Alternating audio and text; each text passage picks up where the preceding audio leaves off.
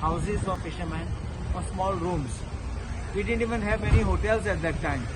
Yet Goa was #1 tourist destination internationally. Second, लोक वयताले restaurant पासून इतले नाशिल्ले. They used to go to the houses of certain people and small shacks, and they would eat. They were all happy with it. Today what is happening is, तुम पळयला आसतले, it was at that time we were serving and people were enjoying. That was the tourism which was there.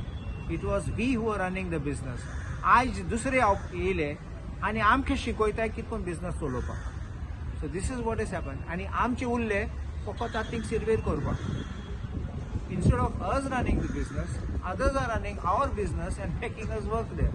This, I think, is what we have to understand, and that is why I thought that our Goans are now with these app aggregators. They are being displaced, and what is happening is others are running the thing, and we are just becoming virtually slaves into this system.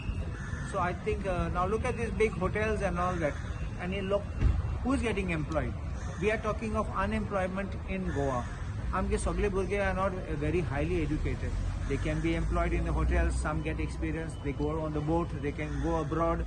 But if we have this kind of things by which others invade our spaces of our business, and they want then to teach us it must be done like this, done like that, I think Goa will lose its charm, and it will be only a commercial venture for these people, and our Goans will lose out.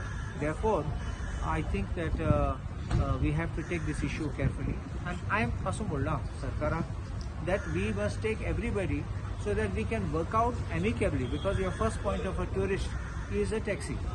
So taxi boslo, everything starts thereafter. Hotla Paolo things zogri zalzale, it will be another tension. And I'm happy that both the minister and the chief minister said we will have a meeting before the end of this session to work out the modalities, how we can arrive at an amicable solution.